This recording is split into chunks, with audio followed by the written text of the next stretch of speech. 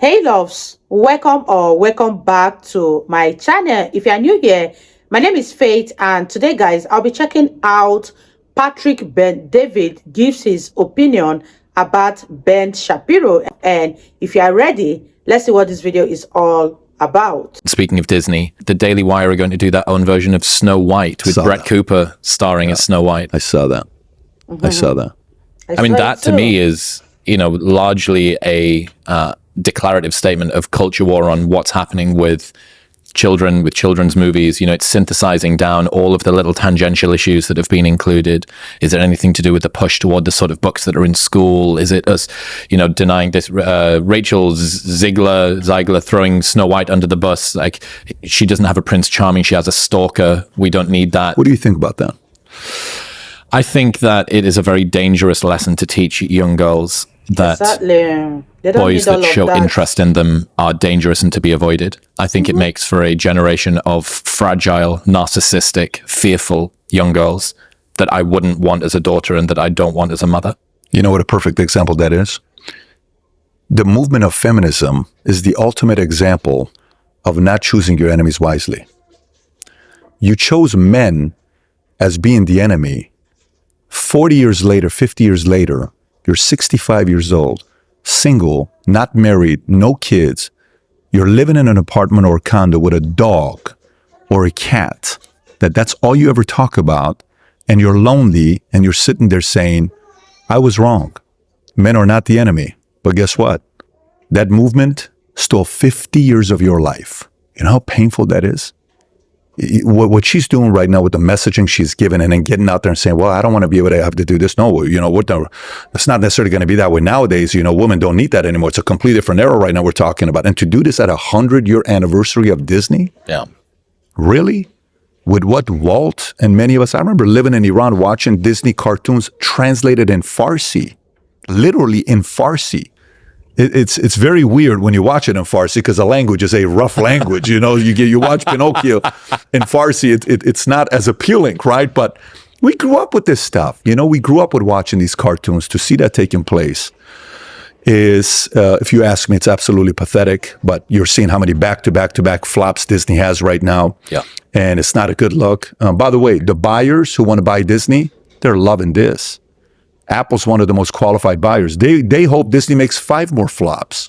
Apple's sitting there saying, make 5 more flops. Iger, please. By the way, have you read The Ride of a Lifetime by Bob Iger? Okay.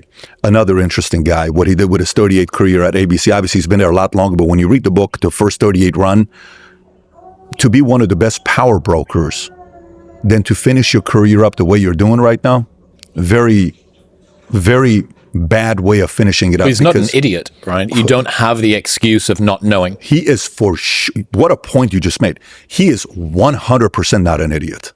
This guy was about to run for president. Bob Iger he was one of the guys that everybody was trying to get to run for president. Him and Oprah, they were supposed to be this. Literally, this was the conversation. So he also ended up choosing the wrong enemies and the wrong allies, not realizing your best allies are parents. You're losing parents who have been watching this for years. You're losing the people that this is a legacy product. Mm-hmm. It's another example of a complete screw up that's going to come at a discount for somebody else like Apple. Eventually. Well, I mean, look at, to go back to Ben and what Jeremy are doing over the Daily Wire. Hershey's do a campaign that they don't like. Within 5 days, they've released their own chocolate bar. That shaving company does something they don't like. Within 24 hours, maybe, they filmed a video with a McLaren for Jeremy's razors. They don't like the way that fantastic commercial, by the way. Well done. Jeremy's got skills. I listened to him and Shapiro talking about the fact that originally Jeremy was the talent and Ben was the money man and the data guy behind the scenes. Do you know Zach Levi? I think his name is Zach Levi, the actor who played what is the movie, the superhero for kid movies. What is the guy's name? Ben 10. What is it? Ben 10. No, it's a recent movie. You're the one with 4 kids. Yeah. Trust me, I've seen this movie a couple times. He played Kurt Warner, a recent movie that came out, The American Underdog. He played Kurt Warner. Him and Jeremy used to have a production company apparently 10, 15 years ago. And Zach ended up being a big-time actor in Hollywood, doing very good for himself. And by the way, Jeremy is another great example of a guy that's got enemies. Just look at his eyes. When you hear Jeremy speak, you see the fire. He's built for enemies. He's got enemies, and he wants to take those enemies out. But that's why I thought the Daily Wire was an illustrative example, because they are, as far as I can see, largely a company built on identifying enemies. You know, they're very much in opposition to ideas that they don't like, to movements they don't like, to people that they don't like. And yeah, man, I mean, you have to be built for that. You really, really do need to be built for it. And it certainly seems to me that what Ben and what Jeremy are doing over there is purpose-built to be the anti this, the anti that. And a lot of the time it's new movements that they don't agree with. The market's going to prove if the concept is going to work or not, and if it can sustain. Because if it's a built to sell concept, they're going to succeed. But can somebody else come and pick up that concept and continue with that with the same level of fire? It's going to take a couple decades to figure that part out. It's interesting to think, you know, from our side, when you see those Rachel Ziegler interviews and she's saying courting is stalking, a girl doesn't need to be saved by a prince. You know, she's busy thinking about how she can fulfill her own dreams and becoming the woman that she always knew that she could, so on and so forth. You think a lot of people is that really the highest manifestation? Is that real self-actualization for young women nowadays? That's the question they ask. And you're totally right that, look, ultimately the market will choose. There's no question about it. The market will choose. The market is brutal. You know what's a great thing about it? It's always right. It's always right. You know, you can say, well, let me tell you, I'm the best bodybuilder in the world. Yeah, okay. Look at your calves. Yeah, good luck to you. Go put those little skimpy, shorts on and see what your, legs look like. No, you're not as good as you think you are. You're full of it. Yeah. Market is brutal.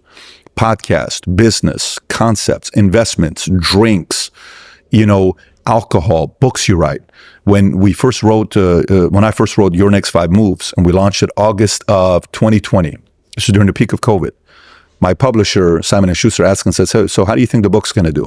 How are you going to judge the book? Me and Greg Dinkin are talking. I said, if the book is doing well 3 years from now, it was a good book. You can have a great marketing campaign. The book does well the first 30, 60, 90 days. But is the book selling 3 years later? If it is, that's a great book, because the market will tell you that. Wow, you guys, that was such an interesting one. Do you guys think that Benke is going to succeed? Do you think it's going to be sustainable for the next 3 years? And let me hear your thoughts on it. I really had fun reacting to this video. If you guys totally enjoyed watching, give this video a massive thumbs up, comment, share, and all that good stuff. And this is me officially signing out. I'll see you guys in my next video. Bye, guys.